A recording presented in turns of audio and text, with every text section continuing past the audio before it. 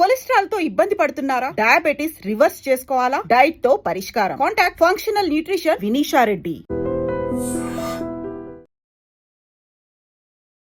యాక్చువల్గా ఆ టైంలో ఏం జరిగింది, ఎందుకని కశ్మీర్ ఇష్యూ ఇంకా సాల్వ్ కావట్లేదు?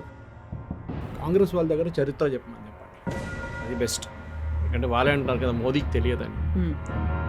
సర్దార్ పటేల్ గారి గురించి కొంచెం చదువుకోమని చెప్పండి. ఇండియాలో భారతదేశంలో ఉన్న జనరేషన్ దీనికి సఫర్ అవుతారండి. మీరు యునైటెడ్ నేషన్స్కి వెళ్ళింది ఇన్ని రోజులు అజరుద్దీన్ గుర్తులేని అజరుద్దీన్ ఇప్పుడు ఎట్లా గుర్తొచ్చారండి మీకు ఎలక్షన్ కన్నా? కొన్ని జమ్మూ కాశ్మీర్లో జరిగింది. సో పొన్నం ప్రభాకర్ గారు చెప్పేటప్పుడు హిస్టరీ ఒకసారి చదువుకోమని చెప్పండి. సుభాష్ చంద్రబోస్ కాంగ్రెస్ నుంచి బయటికి ఎందుకు వెళ్ళారంటే మీకు గుర్తుంటుంది. మీరు మీ పాపను చూసుకోకపోతే, పిల్లని చూసుకోకపోతే ఇంకోటి చూసుకుంటారు అంతే.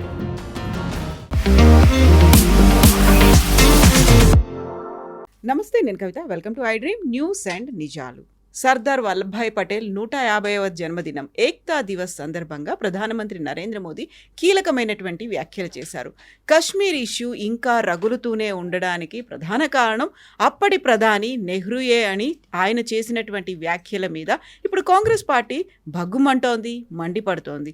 యాక్చువల్గా ఆ టైంలో ఏం జరిగింది, ఎందుకని కశ్మీర్ ఇష్యూ ఇంకా సాల్వ్ కావట్లేదు? మనతో పాటుగా ఉన్నారు సీనియర్ జర్నలిస్ట్ సురేష్ కొచ్చాతిల్ గారు. హలో సార్, నమస్తే. సో ప్రతిసారి కశ్మీర్ గురించి మాట్లాడుకున్నప్పుడల్లా నెహ్రూ ప్రస్తావన తప్పకుండా వస్తుంది. బట్ నిన్న కూడా మాట్లాడారు ప్రధానమంత్రి Narendra Modi. So 150th birth యానివర్సరీకి సందర్భంగా.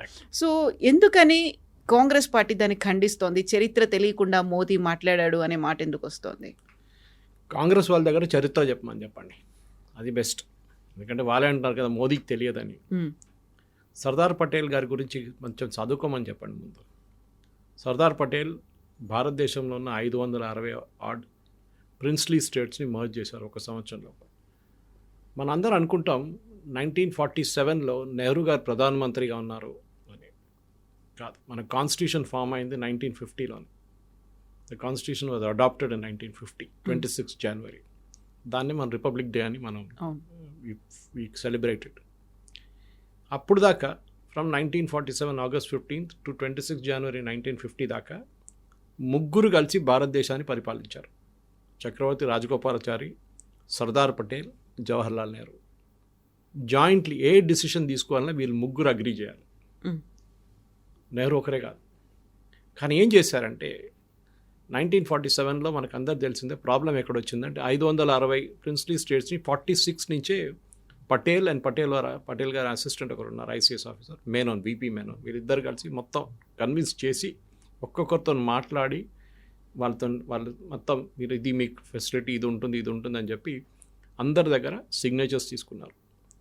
4 రాష్ట్రాలకి ప్రాబ్లం ఉండే: ట్రావెన్కోర్, హైదరాబాద్, జూనాగఢ్ అండ్ జమ్మూ కాశ్మీర్. నలుగురికి 4 ఇష్యూస్ ఉన్నాయి. ట్రావెన్కోర్ ఇష్యూ ఏముందంటే అక్కడ ఉన్న దివాన్ ఆయన అగ్రీ చేయలేదు, ఇది నేను అగ్రీ చేయనని చెప్పారు. సో రామస్వామి ఆయన చెప్పారు, నేను పట్టించుకోను, I will not agree for the demand. కానీ ఇది Raja was for it. Thirunal వాళ్ళ royal family, they were for merger with Indian union. కానీ ఆయనకు ఒక్కటే ఉండే, పద్మనాభ స్వామి గుడి మా దగ్గర ఉండాలి, ఇది మా గుడి, అది మీరు తీసుకోకూడదు అని చెప్పి which government of India agreed అని. సో వాళ్ళు విలీనం అయిపోయారు. వాళ్ళు what ever you want to call it, they became a part of Indian union. Next was Junagadh. Junagadh problem ఏంటంటే అక్కడున్న రాజా నేను డైరెక్ట్ పాకిస్తాన్తో మర్జ్ అయిపోతున్నా అని చెప్పి రాసి ఇచ్చేసాడు. But Patel said nothing doing, I will not agree to it, మీరు ఏమైనా చేసుకోండి అన్నారు. అక్కడ ఒక ప్రధానమంత్రి ఉండే, జుల్ఫికార్ అలీ భుట్టో వాళ్ళ ఫాదర్, ఈ was the prime minister of Junagadh. ఆయన దీని ఎంత పెద్ద గేమ్ ఆడారు. సో లాస్ట్లో పటేల్ గారు అన్నారు, సరే ఎవ్రీథింగ్ ఈజ్ ఫైన్ అని చెప్పి ఇండియన్ ఆర్మీని తీసుకొచ్చి బార్డర్ గడ పెట్టారు. Now will see what you do అని చెప్పేసి ఇమ్మీడియట్గా వాళ్ళు పారిపోయారు ఇద్దరు. అండ్ ఎంటైర్ థింగ్ పాకిస్తాన్ వైపు వెళ్ళిపోయారు వాళ్ళు. So Junagadh was sorted out. So Travancore, Junagadh sort out అయిపోయి ఇంకా 2 మిగిలి ఉన్నాయి, ఒకటి జమ్మూ కాశ్మీర్ అండ్ హైదరాబాద్. హైదరాబాద్తో ఏం చేశారంటే ఒక స్టాండ్ స్టిల్ అగ్రిమెంట్ సైన్ చేశారు. పటేల్ గారికి తెలుసు ప్రాబ్లం ఏంటనేది, ఎందుకంటే Jammu Kashmir is the bigger issue, దీని తర్వాత మనం హ్యాండిల్ చేసుకోవచ్చు, నాకు ప్రాబ్లం లేదు హ్యాండిల్, ఎందుకంటే వీళ్ళకి ల్యాండ్ నుంచి సీ కనెక్షన్ లేదు హైదరాబాద్కి. మనం ఎప్పుడైనా ఏదైనా ఒక రెబెలియన్ కూ ఏదైనా చేయాలంటే ఒక సీ కనెక్షన్ ఉండాలి ఒకటి. మీకు ఆయుధాలు తెచ్చుకోవడానికి ఏదైనా కానివ్వండి, మీరు ఎంత ఆయుధాలు ఎయిర్క్రాఫ్ట్ తెచ్చుకుంటారు, అప్పుడన్నీ పాత ఎయిర్క్రాఫ్ట్లు ఉండే, పెద్ద ఎయిర్క్రాఫ్ట్ ఏం లేకుండే. దానికోసం నిజాం గోవాతోని పోర్చుగీస్తో నెగోషియేట్ చేశారు, మాకు ఒక ల్యాండ్ రూట్ ఇస్తారా సీకి అని చెప్పి. వాళ్ళు అంగీకరించలేదు. సో నెహ్రూతో మాట్లాడిన నెహ్రూ ఏమన్నారంటే రాజా హరిసింగ్ ఇంకా అగ్రీ చేయలేదు యాక్సెషన్కి. ఇన్ఫ్యాక్ట్ సర్దార్ అని చెప్పి ఆ సినిమాలో కూడా ఆ సీన్ ఉంది, చాలా బాగా చేశారు. దాన్ని క్లియర్గా చూపిస్తున్నారు. హిస్టరీ కూడా మీరు రీసెర్చ్ చేసి చూస్తే ఆ రోజు ఈయన పాకిస్తాన్ వైపు నుంచి వస్తున్న ఇర్రెగ్యులర్స్ అంటారు, వాళ్ళు ట్రైబల్స్ అనుకున్నారు. వాళ్ళు శ్రీనగర్ వైపు వస్తున్నారు, బారాముల్లా శ్రీనగర్ నుంచి వస్తున్నప్పుడు రాజా హరిసింగ్ ప్యానిక్ అయిపోయారు. ఇప్పుడు వాళ్ళు వచ్చి క్యాప్చర్ చేసి బహుశా ఈయన కూడా చంపేస్తారనుకున్నారు. ఇమీడియట్గా విపి మేనన్ని పిలిపించి సంతకం పెట్టించుకున్నారు. I forget the army general, he was also I think Thimmayya garu ఉండేనా ఇంకెవరు ఉండే, some army general was there with them. Immediately ఢిల్లీకి వెళ్ళిపోయి VP Menon handed over the papers. దానికన్నా 2 రోజుల ముందే పటేల్ గారు ఏం చెప్పారంటే మన ఆర్మీని పంపిద్దాం, యాక్షన్ తీసుకోవడం డిఫరెంట్, మన ఆర్మీని జమ్మూ కాశ్మీర్ శ్రీనగర్ వైపు పంపిద్దాం. శ్రీనగర్ ఎయిర్పోర్ట్ ఒకసారి వాళ్ళ చేతిలో పడితే, పాకిస్తాన్ ఇర్రెగ్యులర్స్ చేతిలో పడితే మళ్ళీ మనకి జమ్మూ కాశ్మీర్ ఉండదు. కానీ అది నెహ్రూ గారు అంగీకరించలేదు. రాజగోపాల్ గారు ఇచ్చిన దాని గురించి ఒపీనియన్ గురించి ఎక్కడ నాకు ఎక్కువ దొరకట్లేదు ఇన్ఫర్మేషన్, రీసెర్చ్ చేస్తే కూడా దొరకలేదు. దీనికన్నా ముందు కూడా నేను ఈ సబ్జెక్ట్ మీద మాట్లాడాను ఒకసారి. ఎందుకంటే నేను ఒక టైంలో జమ్మూ కాశ్మీర్ స్టడీ సెంటర్లో ఒక మెంబర్ ఉండే నేను. ఆ టైంలో కూడా మేము చాలా మటుకు ఆర్టికల్ 370 రివోకేషన్ కన్నా ముందు 35A డాక్యుమెంట్ కూడా పార్లమెంట్లో చాలా మటుకు మేము వెళ్ళి సర్చ్ చేసాం, లైబ్రరీ చూసాం, ఆర్కైవ్స్ చూసాం, ఎక్కడ మాకు 35A దొరకలేదు. మన ప్రేక్షకులు కూడా అర్థం చేసుకోవాలి, ఇది 2 సపరేట్ తీసుకొస్తాను తర్వాత 35A ఏంటి 370 ఏంటి అనేది. సో ఇమీడియట్గా సైన్ చేశారు. అక్కడ ప్రాబ్లం ఏముందంటే అక్కడ ఇప్పుడు నిన్న మన ఒక తెలంగాణ మంత్రి చెప్పారు, అక్కడ ప్రజలందరూ పాకిస్తాన్ కోరుకుంటున్నారు, రాజా కలపాలని కోరుకున్నారు, అందరూ ముస్లింసే ఉన్నారు. ఎక్కడ కోరుకున్నారు? ఆ మంత్రి పొన్నం ప్రభాకర్ గారి దగ్గర అడగాలి. ప్లెబిసైడ్ జరిగిందండి జమ్మూ కాశ్మీర్లో, ఎవరన్నారండి వాళ్ళు పాకిస్తాన్తో చేరుకుంటాను, ఇక్కడ రాసి ఇచ్చారా మీకు? ఎక్కడ లేదు, అజంప్షన్ అన్నమాట, వాళ్ళు ముస్లిమ్స్ కదా పాకిస్తాన్కి వెళ్తారని. ఇక్కడేమో హిందువులు హైదరాబాద్లో ముస్లిం కింగ్, అందరు ఇండియాతో కలిసిపోతారు. These are all assumption. హిందూ of course Hyderabad was a part of Indian union and will be part అని చాలా అప్పుడే పటేల్ గారు చాలా క్లియర్గా చెప్పారు. కానీ స్టాండ్ స్టిల్ అగ్రిమెంట్ పెట్టుకున్నారు, అంటే మేము ఏం చేయం, మీరు కూడా ఏం చేయకండి ఇప్పుడు అని చెప్పి అప్పుడు 47లో స్టాండ్ స్టిల్ అగ్రిమెంట్ సైన్ చేశారు హైదరాబాద్తో. కానీ జమ్మూ కాశ్మీర్లో ఒక సిచ్యువేషన్ ఏమొచ్చిందంటే అది మా రాజా హరిసింగ్ అక్కడ అట్లా చెప్పుకుంటూ పోతే పొన్నం ప్రభాకర్ గారు గుర్తుపెట్టుకోవాలి, ద సేమ్ ప్లేస్ వాస్ ఒక హిందూ కింగ్డమ్ ఉండే ముందు అక్కడ. ఆదిశంకరాచార్యులు అక్కడ దాకా ఎందుకు వెళ్ళారు మీరు గుర్తుపెట్టుకోండి. కండహార్ అని చెప్పి ఆఫ్ఘనిస్తాన్లో ఒక ప్లేస్ ఉంది, కండహార్ పేరు ఎట్లా వచ్చిందండి. అట్లనే చాలా మటుకు చెప్పుకొస్తే Jammu Kashmir was a Hindu kingdom చాలా సంవత్సరాలు. కానీ దాని తర్వాత కన్వర్షన్స్ జరిగింది, ఆఫ్ఘాన్ వైపు నుంచి వచ్చిన వాళ్ళు అక్కడున్న పాపులేషన్ని కన్వర్ట్ చేశారు. చాలా మటుకు వ్యాలీలో జమ్మూ వైపు చేయలేకపోయారు వాళ్ళు. దానికోసం ఇప్పుడు కూడా Jammu is a majority Hindu part of it.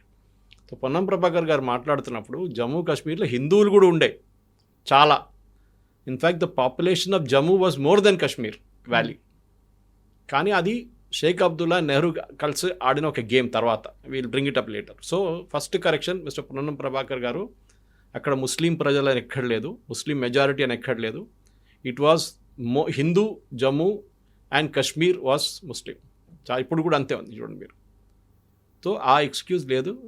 ఈ పటేల్ గారు చెప్పింది, పటేల్ గారు చేసిందని మోదీ గారు చెప్పింది కరెక్టే. మోదీ గారు మాట్లాడే ముందు రీసెర్చ్ చేసి మాట్లాడతారు, ఆయన అతిగా ఏదో వెళ్ళి వాగడం కాదు. సో చాలా మటుకు హిస్టరీ తెలియాలంటే అది ఈ గేమ్లో ఎట్లా రాజా హరిసింగ్ ఏం చేశారు, సంతకం ఎప్పుడు పెట్టారు, ఇండియన్ ఆర్మీని పంపించారు, మనం వాళ్ళని బారాముల్లా నుంచి ఎరగొట్టి మళ్ళీ ఇంకా ముందుకెళ్ళి మనం almost we had all of that with us. కానీ నెహ్రూ ఏమో ఇప్పుడు ఆపేద్దాం మనం, ఇప్పుడు అక్కర్లేదు, we will go to United Nations అన్నారు. అన్నిటికంటే పెద్ద తప్పు పటేల్ గారు అన్నారు ఆ టైంలో, జవహర్ తుమ్ జో గల్తీ కర్ రే హో బహుత్ బడా గల్తీ హై, మీరు చేస్తున్న తప్పు చాలా పెద్ద తప్పు. జనరేషన్స్ ఇండియాలో భారతదేశంలో ఉన్న జనరేషన్ దీనికి సఫర్ అవుతారని చెప్పారు. మీరు యునైటెడ్ నేషన్స్కి వెళ్ళిన దానికి ఎందుకు మీరు యునైటెడ్ నేషన్స్కి వెళ్తున్నారు, పాకిస్తాన్కి లెజిటిమసీ ఇవ్వడానికి వెళ్తున్నారని అడిగారు పటేల్ గారు. ఇన్ఫ్యాక్ట్ సర్దార్ అనే సినిమాలో సీన్ ఉంది, ఆల్ ఇండియా రెడీకి వెళ్తున్న పటేల్ గారు బయట కూర్చొని ఉంటారు, నెహ్రూ వెళ్ళి లోపల ఆల్రెడీ అనౌన్స్ చేసేసారు we're going to United Nations. Pakistan చప్పట్లు కొట్టుకున్నారు. Of course his great grand son is also doing the same thing. Pakistan వైపు ఉన్న మన జట్లు పోయినాయి, మన ఎయిర్ ఫోర్స్ పోయింది, మన ఆర్మీ పోయింది అని చెప్పి మనోడు ఏడ్చుకుంటూ ఉంటారు రాహుల్ గాంధీ. ఎనీవే, దాని తర్వాత ఆ పాకిస్తాన్ నుంచి ఇర్రెగ్యులర్స్ వాళ్ళు ఏమన్నారంటే ట్రైబల్స్ అన్నారు. వీళ్ళు ట్రైబల్స్ కాదు, వాళ్ళు రెగ్యులర్ ఆర్మీ వాళ్ళు ఉన్నారు. కార్గిల్ ఆడిన అదే గేమ్ వాళ్ళు ముందు కూడా ఆడారు. భారతదేశంలో విలీనమైపోయారు. అప్పుడు ఏమైందంటే షేక్ అబ్దుల్లా, నెహ్రూ కలిసి గేమ్ ఆడారు. అది చాలా డర్టీ గేమ్. వాళ్ళు ఏం చెప్పారు, స్పెషల్ స్టేటస్ ఇద్దాం జమ్మూ కాశ్మీర్కి. ఎక్కడ అడగలేదు, రాజా హరి సింగ్ అడగలేదు, మనం ఇవ్వలేదు. కానీ నెహ్రూ అండ్ షేక్ అబ్దుల్లా కలిసి పటేల్ గారు సీన్ నుంచి పోయిన తర్వాత 50లో ఆఫ్టర్ ఈ పాస్ట్ అవే ఈ సీన్ తీసుకొచ్చారు. ఏం చేశారు, ఆర్టికల్ 370 అండ్ ఆర్టికల్ 35A. 370 మన అందరికీ తెలిసిందే, దాన్ని రివోక్ చేశారు గవర్నమెంట్. అంటే 35A కూడా రివోక్ చేశారు. ఏక్ ప్రధాన్ దో ప్రధాన్ దో నిషాన్ కభీ నీ హో సక్తా అని చెప్పి బీజేపీ వైపు నుంచి ఒక పిలుపు వస్తుంది. అదెందుకు, 2 ప్రధానమంత్రులు 2 జెండాలు. ఇమాజిన్, ఇప్పుడు రివోక్ చేసేదాకా కశ్మీర్ కూడా సపరేట్ ఫ్లాగ్ ఉండే. ఆ ఫ్లాగ్ ఏమో ఇండియన్ యూనియన్ ఫ్లాగ్తో సేమ్ లెవెల్లో ఫ్లై అవుతుండే. మన ఫ్లాగ్ కూడా ఏం చెప్తుంది, మన ఫ్లాగ్ కన్నా పైన పక్కన ఈక్వల్ లెవెల్ ఉండకూడదు. కానీ ఈ నెహ్రూ అగ్రీ చేశారు దానికి. ఆలోచించారు, ఇది ఆయన ఆడిన గేమ్ అనమాట. 370లో చాలా మట్టుకు వాళ్ళకి ఫ్రీడమ్ ఇచ్చారు. అంటే మీ ఓన్ హైకోర్టు, మీరు జ్యుడిషియల్ సిస్టమ్, అపీల్స్ లేదు, ఎస్సీ ఎస్టీకి రిజర్వేషన్ లేదు. ఆలోచించండి, కాంగ్రెస్ వాళ్ళు చెప్పాల్సింది పొన్నం ప్రభాకర్ గారు, నెహ్రూ గారు ఎస్సీ ఎస్టీ ఓబీసీలకు బీసీలకు ఎందుకు రిజర్వేషన్ ఇవ్వలేదు జమ్మూ కాశ్మీర్లో ఇప్పుడు దాకా. 370 రివోక్ అయిన తర్వాతనే వాళ్ళకి ఇదంతా వచ్చింది మొత్తం. దానికన్నా ముందు అక్కడెక్కడ బీసీ రిజర్వేషన్లు ఇచ్చారు అంతేగాని మొత్తం ఇవ్వలేదు. ఎందుకు? సెకండ్ థింగ్, దీనికన్నా డేంజరస్ ఆర్టికల్ 35A ఉండే. 370 అప్పుడు కూడా మనం రివోక్ చేస్తే అంత పెద్ద ప్రాబ్లం లేకపోతుంది, కానీ ఉండే. 35A was an ordinance. ఒక ఆర్డినెన్స్కి 6 months షెల్ఫ్ లైఫ్ ఉంటుంది, దాని తర్వాత అది ఎక్స్పైర్ అయిపోతుంది ఆటోమేటిక్గా. డాక్టర్ రాజేంద్ర ప్రసాద్ దగ్గర ఈ ఆర్డినెన్స్ తీసుకొని నెహ్రూ గారు వెళ్ళినప్పుడు రాజేంద్ర ప్రసాద్ గారు అడిగారంట, ఇట్స్ ఆన్ రికార్డ్, ఈ ఆర్డినెన్స్ని ఎప్పుడు మీరు పార్లమెంట్లో తీసుకెళ్ళి పాస్ చేసేస్తానని చెప్పారంట. అది ఎప్పుడు చేయలేదు. ఇన్ఫ్యాక్ట్ ఆ డాక్యుమెంట్ దొరకడానికి చాలా మాకు కష్టపడాల్సి వచ్చింది. అది ఎక్కడో దాచిపెట్టారు. ఎక్స్పైర్ అయిన ఆర్డినెన్స్ మీద ఆల్మోస్ట్ 75 సంవత్సరాలు, 72 అని పెట్టుకోండి, 72 సంవత్సరాలు దాని రూల్స్ పాటించి నెహ్రూ గారు, షేక్ అబ్దుల్లా అప్పటి నుంచి ఆడిన గేమ్ మోదీ గారు వచ్చి రివోక్ చేసిన దాకా నడుచుకుంది. 35A is a most dangerous than 370. అంటే రెండిట్లో చట్టాలు ఉన్నాయి. ఫర్ ఎగ్జాంపుల్ ఒక చట్టం నేను చెప్తాను మీకు. కశ్మీర్లో ఉన్న ఒక అమ్మాయి, కశ్మీరీ అమ్మాయి ఒక భారతదేశంలో ఉన్న ఒక అబ్బాయితో పెళ్లి చేసుకుంటే, ఒక జెంటిల్మెన్తో పెళ్లి చేసుకుంటే ఆమెది ప్రాపర్టీ మొత్తం పోతుంది. The same time if she marries somebody from Pakistan, occupied Kashmir or Pakistan, ఆమె ప్రాపర్టీ ఎక్కడ పోతుంది, రిటైన్ అవుతుంది. అలాగే ఆలోచించండి. నెక్స్ట్ డర్టీ గేమ్ ఆడింది, ఆర్డినెన్స్తో లేదు, కనెక్షన్ లేదు. కానీ వీళ్ళే నెహ్రూ ఏం చెప్పారంటే, షేక్ అబ్దుల్లా డిమాండ్ ఉండే, ఎప్పుడు కశ్మీర్లో, జమ్మూ కాశ్మీర్లో ముస్లిం ముఖ్యమంత్రి ఉండాలి. ఫస్ట్ ప్రధానమంత్రి అని చెప్పారు.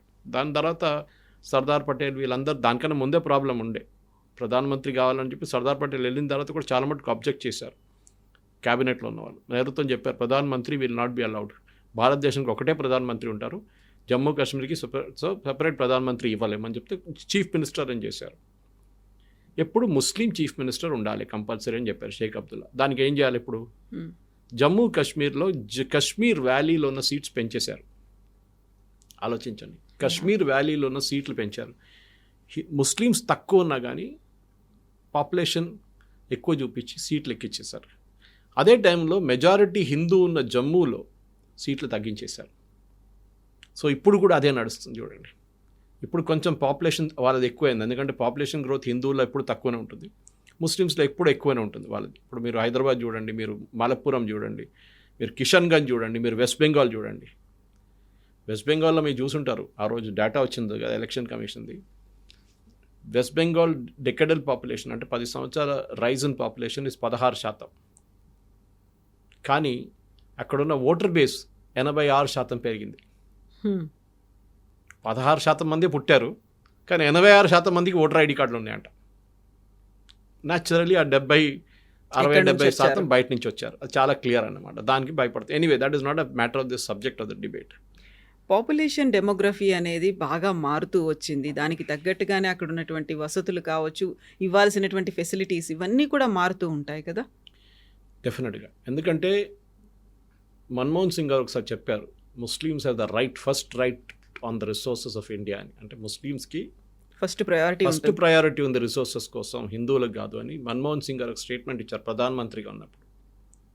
ఆ ఏ కాంటెక్స్ట్ ఇచ్చారు మన అందరికి తెలిసింది, ఓట్ల కోసం. అజరుద్దీన్ని క్యాబినెట్ చేర్చింది అందరికి తెలిసింది. ఇన్ని రోజులు అజరుద్దీన్ గుర్తులేని అజరుద్దీన్ ఇప్పుడు ఎట్లా గుర్తొచ్చారండి మీకు ఎలక్షన్ కన్నా కొన్ని రోజుల ముందు? ఎందుకంటే అక్కడ ముస్లిం ఓట్లు రావాలి జూబ్లీహిల్స్, రావట్లేదు అని తెలిసిపోయినప్పుడు ఇమ్మీడియట్గా అజరుద్దీన్ని క్యాబినెట్లో తీసుకున్నారు. It is not that he will do anything.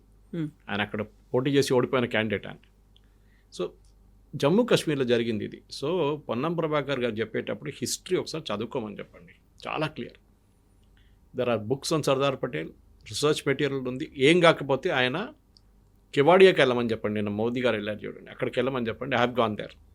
Beautiful museum ఉంది దాని కింద, అండ్ మెయిన్ స్టాచ్యూ కిందనే చాలా పెద్దది. దాంట్లో డీటెయిల్డ్ హిస్టరీ ఉంది. మీకు అక్కడ నిలబడేది మొత్తం చూడాలంటే మీకు ఒక 5-6 గంటలు పడుతుంది. But Weaver on a conducted tours, మాకు ఎక్కువ టైం దొరకలేదు మాకు. సో దాని తర్వాత సౌండ్ అండ్ లైట్ షో ఉండే, అదంతా ఉండే అన్నమాట. Because we had gone as guest of Gujarat government ఆ టైంలో. సో మనం ఏం అర్థం చేసుకోవాలంటే హిస్టరీని ట్విస్ట్ చేసి చెప్పడం కాదు. మోదీ గారు చెప్పిన దానికి మీరు జవాబు ఇవ్వండి. You show it with proof that ఎక్కడైనా అక్కడున్న ప్రజలు, కశ్మీర్లో ఉన్న ప్రజలు మేము పాకిస్తాన్తో విలీనం అయిపోతాం, పాకిస్తాన్ వైపు వెళ్తామని ఎక్కడైనా వాళ్ళు ప్లెబిసైడ్ చేశారా? In fact we argued against plebiscite. Plebiscite అంటే ఒక ఓటింగ్, మీరు ఇటువైపా అటువైపా అని, అంతే. 2 క్వశ్చన్లే ఉంటుంది. Do you want merge with Pakistan, do you want merge with India?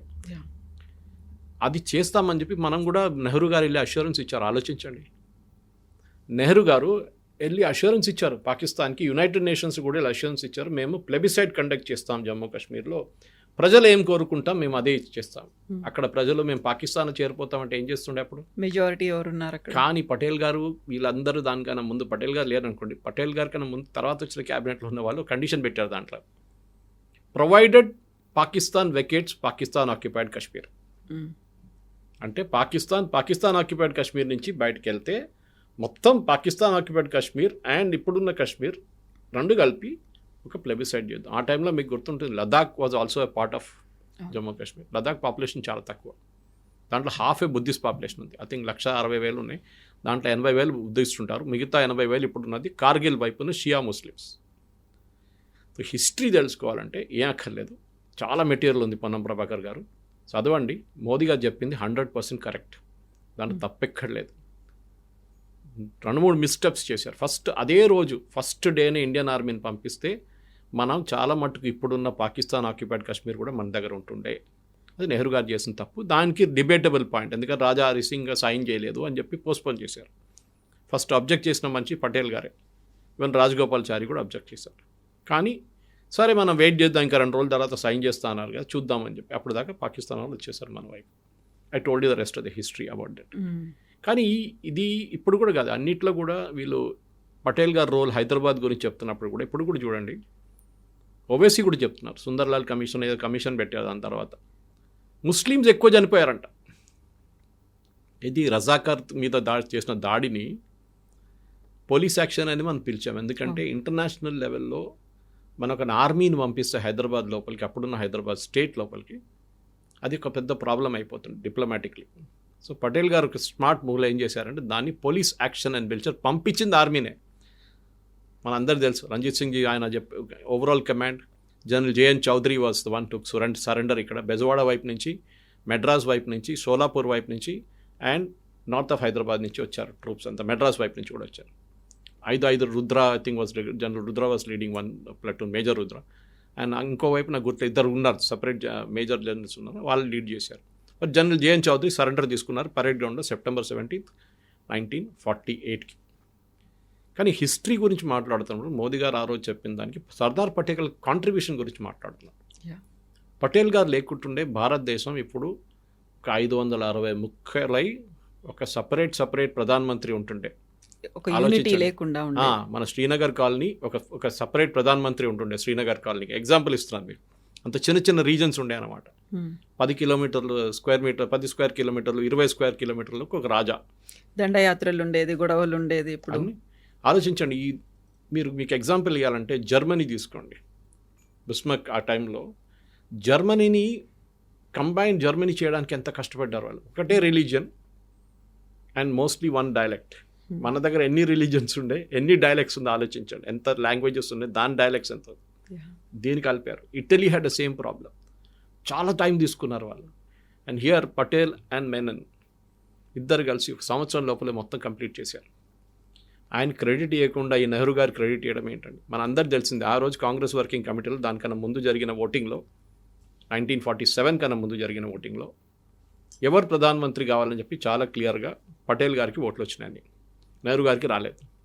అప్పుడు కూడా మహాత్మా గాంధీ గారు పటేల్ గారిని పిలిచి మీరు పక్కన జరిగిపోండి, I want Jawahar to become the prime minister అంటే ఓకే అని చెప్పారు. అని ఆలోచించండి. ఇంత ఇప్పుడున్న పాలిటిక్స్లో అది అస్సలు జరగదు. ఆ టైంలో హీ వాజ్ సో మెగ్నానిమస్. సరే దేశేదం కోసం మీరు చెప్తున్నారు కదా, నేను పక్కన జరిగిపోతాను. దానికన్నా ముందు కూడా ఉండే, మీకు గుర్తుంటుంది Kavitha garu, the problem was with Subhash Chandrabose. Subhash Chandrabose Congress నుంచి బయటికి ఎందుకు వెళ్ళారంటే మీకు గుర్తుంటుంది, I think it was the Tripura కాంగ్రెస్లో పట్టాభి సీతారామయ్య గారు క్యాండిడేట్గా పోటీ చేస్తున్నారు అగేన్స్ట్ సుభాష్ చంద్రబోస్. పట్టాభి సీతారామయ్య గారేమో గాంధీ గారి క్యాండిడేట్. అండ్ గాంధీ గారు పిలిచి చెప్పారంట సుభాష్ చంద్రబోస్కి, on record, this is also there in his memories, నేను ఇది పట్టాభి సీతారామయ్య నా క్యాండిడేట్ చేస్తున్నాను, నేను సపోర్ట్ చేస్తున్నాను, ఆయన ఓడిపోతే నేను ఓడిపోయినట్ల. సుభాష్ చంద్రబోస్ గెలిచి ఏం చేస్తే మొత్తం కాంగ్రెస్ వర్కింగ్ కమిటీలో ఉన్న అందరు కలిసి ఆయన వ్యతిరేకంగా గాంధీ ఒక క్యాంపెయిన్ నడిపించారు. సుభాష్ చంద్రబోస్ ఆ నెక్స్ట్ డే రాజీనామా చేసి కాంగ్రెస్ ఇడిచేసి ఫార్వర్డ్ బ్లాక్ అనే పార్టీ పెట్టుకున్నారు. సో ఇది అంబేద్కర్ గారితో జరిగింది. Ambedkar was never in Congress by the way. ఆయన ఎప్పుడు కాంగ్రెస్ పార్టీలు లేకుండా, కానీ నెహ్రూ క్యాబినెట్ నుంచి రిజైన్ చేసిపోయారు. దాని తర్వాత 2 సార్లు లోక్సభకి పోటీ చేశారు అంబేద్కర్ గారు, మీకు గుర్తుంటుంది. ఒకసారి ఔటర్ ముంబై నుంచి, ఇంకోసారి తానే వైపు నుంచి, ఎక్కడి నుంచో 2 సార్లు గెలవలేదు, ఓడిపోయారు. 2 సార్లు ఓడిపోయారు. 2 సార్లు ఓడించింది నెహ్రూ. పర్సనల్ ఇంట్రెస్ట్ తీసుకున్నారు. సెకండ్ టైం పాపం ఆయన సెక్రటరీగా ఉన్న, ఆయన పర్సనల్ అసిస్టెంట్గా ఉన్న ఒక మనిషిని తీసుకొచ్చి కాంగ్రెస్ క్యాండిడేట్గా పెట్టారు అంబేద్కర్ గారు. ఆలోచించండి ఎంత hurt he would have felt. గెలవకూడదు అంబేద్కర్, ఏ పరిస్థితుల్లో కూడా లోక్సభకి రాకూడదు అని చెప్పి నెహ్రూది ఒక ఏం చెప్తారు, he had very very strong opinion about. దానికోసం పర్సనలీ క్యాంపెయిన్ చేసి అంబేద్కర్ గారిని ఓడించిన మనిషి నెహ్రూ. కాంగ్రెస్ వాళ్ళు ఇక్కడ వెళ్ళి అంబేద్కర్ గారి స్టాచ్యూ మీద దండలు వేసే టైంలో ఇది గుర్తుపెట్టుకోవాలి. And he told very clearly, నెహ్రూకి చెప్పారు క్యాబినెట్ నుంచి రిజైన్ చేస్తున్నారు, ముఖం మీద పడేసి వెళ్ళిపోయారు పేపర్లు, ఐఎమ్ రిజైనింగ్. ఆ హిందూ కోడ్ గురించి ఉంటే that's a different debate all together, ఆ బిల్ గురించి. But he had a very strong opinion. అది చాలా క్లియర్. కానీ ఇప్పుడు ఏం చెప్తారు, బీజేపీ వాళ్ళు అంబేద్కర్ గారిని ఇన్సల్ట్ చేస్తారంటారు. Sir I have no debate. వాళ్ళు బీజేపీ క్యాండిడేట్, బీజేపీ రిప్రజెంటేటివ్ని పిలిపించుకొని మీరు డిబేట్ చేసుకోవచ్చు వాళ్ళు. కానీ హిస్టరీ నుంచి కోట్ చేసేటప్పుడు హిస్టరీ కోట్ చేయాలి. మన ఏదో ఆర్గనైజ్డ్ హిస్టరీ కాదు కోట్ చేసేది. Left is Romila తాపారి, Irfan hubby రాసిన హిస్టరీ కాదు మన హిస్టరీ. ఆ నిజమైన హిస్టరీ ఇప్పుడు బయటకు వస్తుంది. ఆ హిస్టరీలో కూడా మీరు రీసెర్చ్ చేస్తే చాలా మట్టుకు, ఎస్పెషల్లీ సుభాష్ చంద్రబోస్ మీద చాలా ఉన్నాయి మెటీరియల్, పటేల్ గారి మీద చాలా మెటీరియల్ ఉన్నాయి. ఇన్ఫ్యాక్ట్ పటేల్ గారు డిప్రెషన్లో వెళ్ళిపోయి ఆయన హెల్త్ ఎంత పాడిపోయి లాస్ట్ చనిపోయారు. ఆయన ఈ would stayed on for another 5-6 years easily. కానీ ఈ నెహ్రూ చేసిన కుట్రతోనే, ఆయన చేసిన క్యాంపెయిన్ కన్సిస్టెంట్గా పటేల్ గారిని కిందకి దింపడానికి ట్రై చేస్తున్న మనిషి తానే. పటేల్ గారు లాస్ట్లో ఈ అటు కంప్లీట్గా బెడ్ రిడన్ అయిపోయారు. దాని తర్వాత హీ వెంట అవి. పటేల్ గారు పోయిన తర్వాత కూడా ఆమె వాళ్ళ కూతుర్ని చూసుకోలేదు గవర్నమెంట్ ఆఫ్ ఇండియా, అస్సలు పట్టించుకోలేదు. భారతరత్న ఎప్పుడు ఇచ్చారండి ఆయనకి? ఆలోచించండి. వీళ్ళందరూ వాళ్ళకి ఇచ్చుకున్నారు భారతరత్న. నెహ్రూ ఉన్నప్పుడు నెహ్రూకి ఇచ్చుకున్నారు భారతరత్న. ఇందిరాగాంధీ ఉన్నప్పుడు ఇందిరాగాంధీకి ఇచ్చుకుంది. రాజీవ్ గాంధీ పోయిన తర్వాత ఇచ్చారు. పటేల్ గారికి ఎన్ని సంవత్సరాల తర్వాత, పటేల్ గారికి 49లో రావాలండి, 50లో రావాలండి. సరే రిపబ్లిక్ వచ్చిన తర్వాత ఇద్దామంటే why it was Bharat Ratna not given. ఆయనకి ఎందుకు ఇవ్వలేదు? ఇది ప్రాబ్లం. సో మన హిస్టరీలో కూడా కరెక్ట్ చేసేటప్పుడు పొన్నం ప్రభాకర్ గారు కానీ ఎవరైనా కానీ, and I'm ready to SIT with him across the table. ఒక న్యూట్రల్, ఒక ఏం చెప్తారు, ఒక డిబేట్, ఒక పర్సన్ తీసుకొచ్చి న్యూట్రల్ ప్లాట్ఫామ్ మీద I'm ready to debate him point to point, fact to fact. ఏం జరిగింది అప్పుడు పటేల్ గారికి, నెహ్రూ గారికి ఏం జరిగింది, పటేల్ గారికి, అంబేద్కర్ గారికి ఏం జరిగింది అందరితో. ఎందుకంటే ఇట్ ఈస్ న్యాచురల్. చాలామంది అన్నారు పటేల్ గారిని బీజేపీ హైజాక్ చేసుకొని తీసుకెళ్ళిపోయారని. అవును. బిఫోర్ దట్ బోస్ గారిని హైజాక్ చేసుకొని తీసుకెళ్ళిపోయారు. బోస్ గారి స్టాచ్యూ ఎందుకు పెట్టలేదండి ఢిల్లీలో కర్తవ్య పట్ల? దానికన్నా ముందు నెహ్రూ గారు వచ్చి చేశారా? చేయలేదు కదా.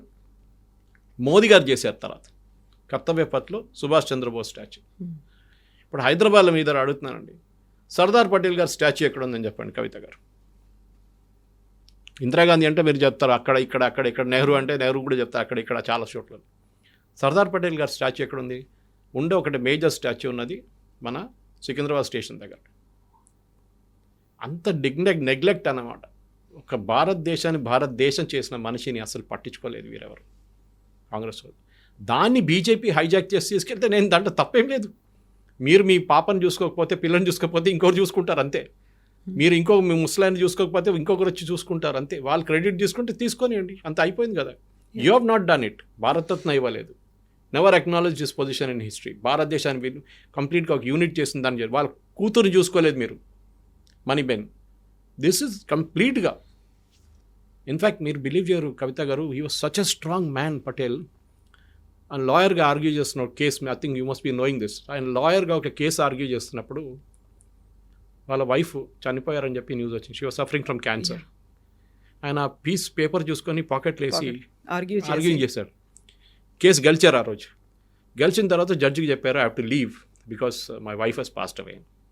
కమిట్మెంట్ చాలా ఇంపార్టెంట్. నెహ్రూ చేయలేదని చెప్పట్లేదు ఎవరు. నెహ్రూ చేయలేదు. Nehru was more of a playboy అని కూడా చెప్పాను నేను. బట్ హీ వాజ్ మోర్ ఒక ఇమేజ్ క్రియేట్ చేశారు. ఇప్పుడు ఏమనంటే నెహ్రూ ఐఐటి పెట్టాడు, నెహ్రూ ఐఐఎమ్స్ తీసుకొచ్చారు, నెహ్రూ ఇస్రో చేశారు. సారీ, ఇస్రో నెహ్రూ కాదు, సంబంధమే లేదు ISRO. HAL before independence it is the private company. దాన్ని టేక్ ఓవర్ చేసుకున్నారు అంతే. It is the private company. I think the Walchand group వాళ్ళది ఉండే అనుకుంటుంది. అది తీసుకొని వీళ్ళు హెచ్ఏఎల్ అని కన్వర్ట్ చేసుకున్నారు. నెహ్రూ గారు ఇస్రో చేశారు, నెహ్రూ గారు అది తీసుకొచ్చారు, దాన్ని పెద్ద పని ఏం చేశారండి. నెహ్రూ గారు తీసుకొచ్చిన ఈ సోవియట్ సోషలిస్ట్ ఎకానమీతోని మన ఇక్కడ పడున్న ఇప్పుడు కూడా చైనా కన్నా చాలా వెనకకి వెళ్ళిపోయాం. మనతో ఇండిపెండెన్స్ వచ్చిన సౌత్ కొరియా ఎక్కడికి వెళ్ళింది చూడండి, షిప్ బిల్డింగ్లో number 1 in the world, electronics చాలా హెడ్ ఆఫ్ అస్. మనతోని రికవర్ అయిన సెకండ్ వరల్డ్ వార్ తన రికవర్ అయిన అదే టైంలో జపాన్ ఎక్కడికి వెళ్ళిపోయింది చూడండి వాళ్ళు. మన ఈ సోషలిస్ట్ మోడల్ ఈ 5-year ప్లాన్లు పెట్టుకొని మొత్తం దేశాన్ని ధ్వంసం చేశాం. Again debatable point, I'm willing to debate on it. మనకిట ఇది కాకుండా if you had gone with the capitalist model, మన దేశం మ్యానుఫ్యాక్చరింగ్లో చైనా కన్నా నంబర్ 1 వెళ్ళిపోతుంది. ఎందుకంటే టిల్ 1990 మనం 1980 కూడా వీఆర్ ఈక్వల్ విత్ చైనా మ్యానుఫ్యాక్చరింగ్లో. దాని తర్వాత చైనా ముందుకు వెళ్ళిపోయింది.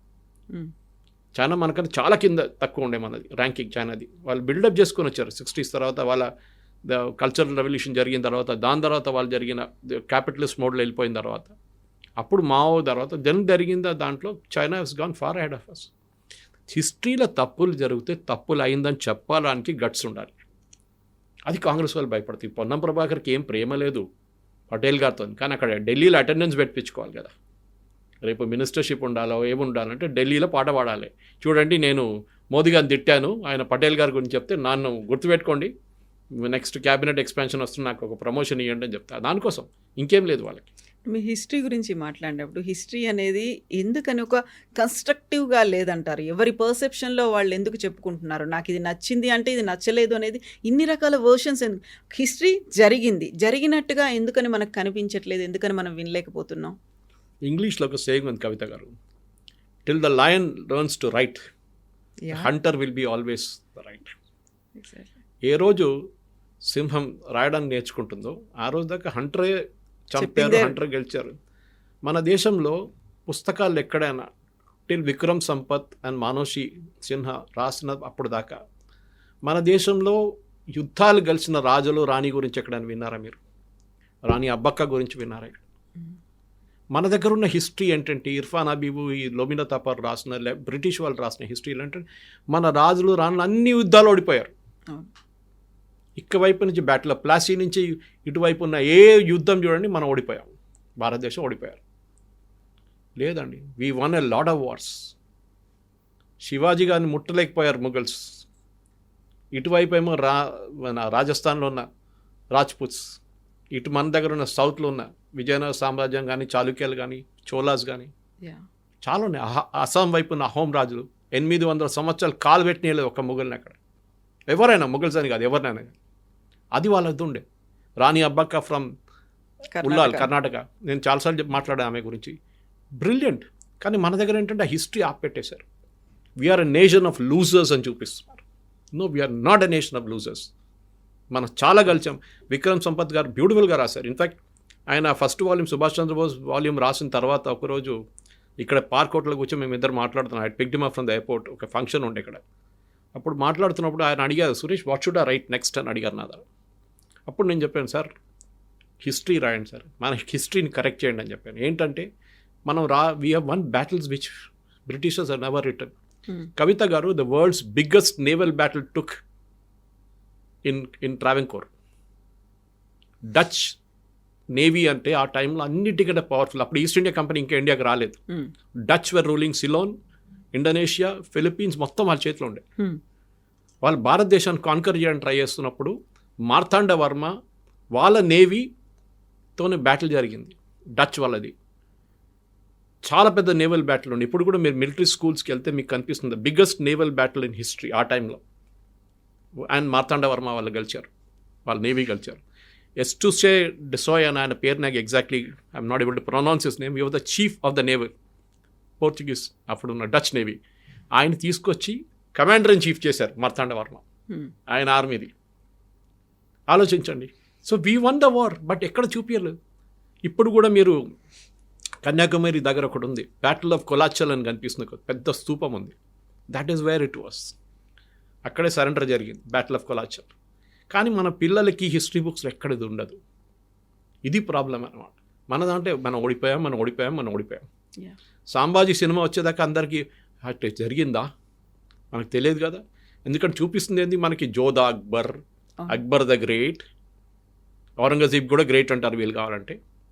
ఇది problem. So we have to show. దానికోసం భయపడుతున్నారు. ఎన్ఈపీ ఇంప్లిమెంట్ చేయమని చెప్పి Kerala government, Tamil Nadu government, west Bengal government ఎందుకు భయపడుతున్నారు?